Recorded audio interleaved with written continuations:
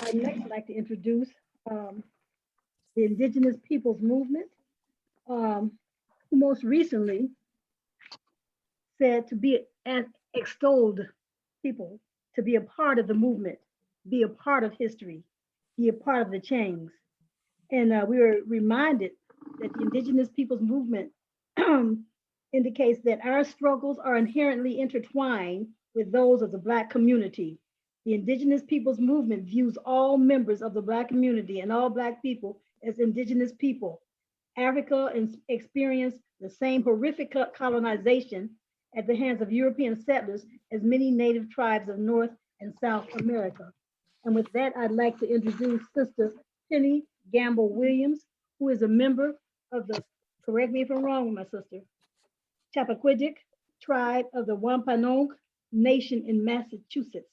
She is a spiritual leader of the Chappaquiddick and an activist, a visual artist, a storyteller, a writer, and a poet. Sister Penny Gamble Williams. Thank you. Kwekwe. Akwani, which means peace. It's good to be here. The Indigenous Peoples Movement is an organization that was started to bring people together from all nations, from all Indigenous communities all over the world. And we are a collective of various Indigenous people, like I said, from all nations. And we are all fighting for our rights, fighting for land rights, and so many things, because Indigenous peoples all over the world have suffered immensely. But some of the things that I wanted to talk about, when we talk about women fighting for socialism, social justice, and revolution, well, what are we saying?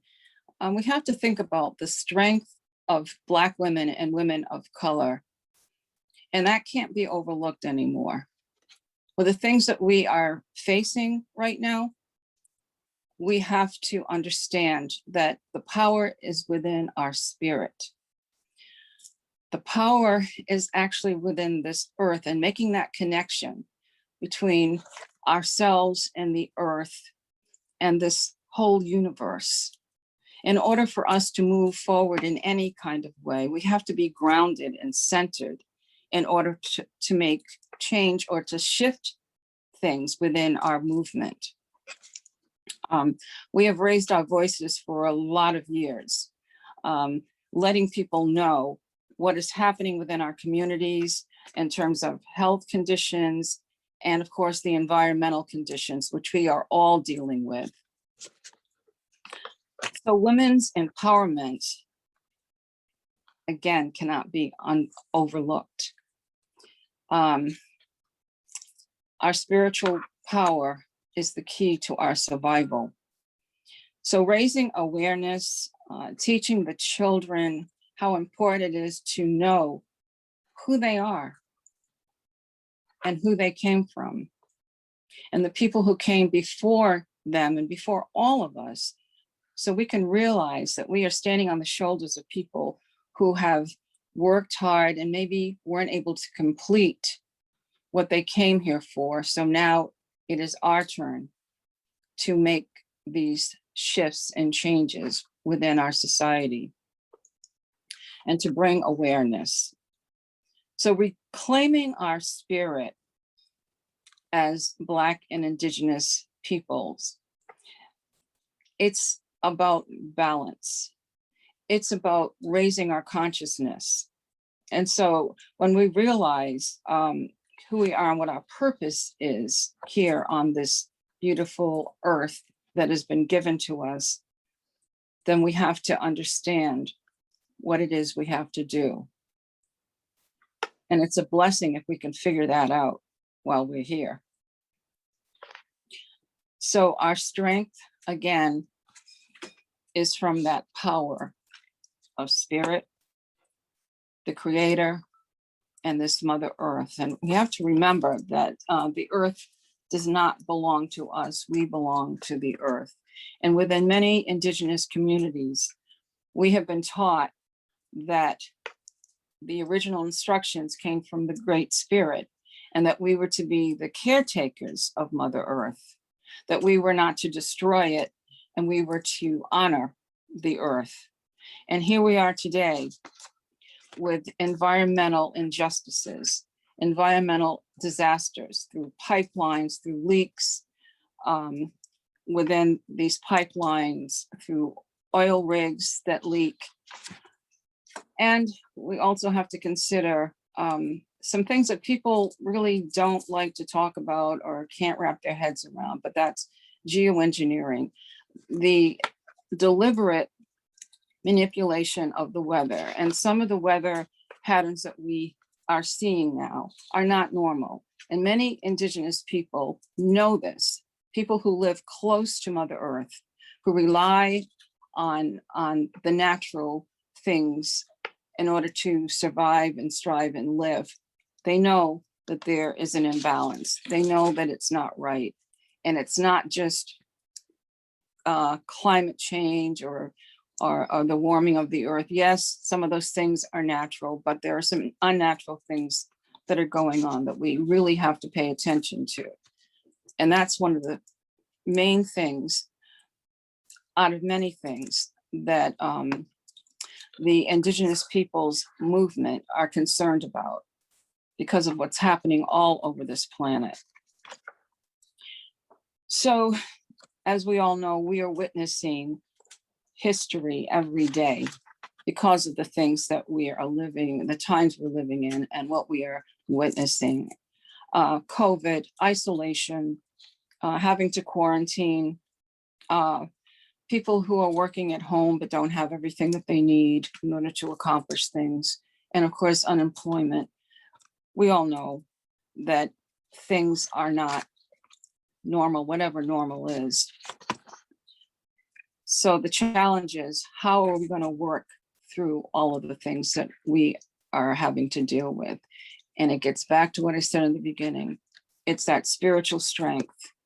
It's that knowing and that understanding of what it is we are supposed to be doing while we are here on this beautiful earth that my people, the Wampanoag, call Aki. So we must not lose sight of all the things that are going on. And we also have to understand that the educational system is not working. It's not working for our children of color. So it is really up to us to further educate our children with things that they are going to need in order to move through all of these cycles. And it gets back to history. It's getting back to knowing our rights and knowing how to survive, knowing how to live, off the earth, because it's coming to that point. So the reality as women, we are fighting because the struggle continues. But we have to understand the purpose in our fight, so we're not wasting time, losing ground, or getting away from what the purpose is. And that's equality, and that is justice, and that is people living in ways that are going to elevate. And that's a tall order, because things are so out of order. So this is where we have to open our minds, continue to speak out, speak up.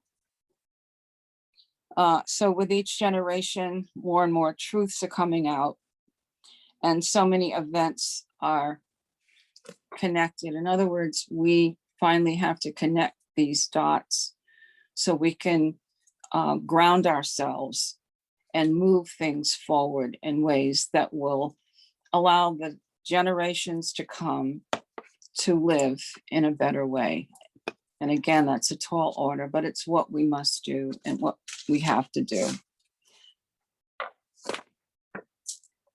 With that, I want to say, with all the movements that have taken place, from the civil rights movement, the Black Panther Party, the women's movement, the American Indian movement, Women of All Red Nations, the LBGQ movement, all of these movements and all of these conscious movements to move people forward and to bring some equality, some knowledge, some information to everyone so we can live in a way where we can live together. With that, I want to say thank you for letting me speak on some of these things, and hopefully we can all work as one for the good of all. Kutabatash, thank you. And we thank you also, my sister. We were further enlightened when you reminded us that we need to speak up and speak out as you have done today. These things do move us forward. And we thank you for reminding us of our spiritual strength, of knowing and how to survive so that we can move the struggle forward.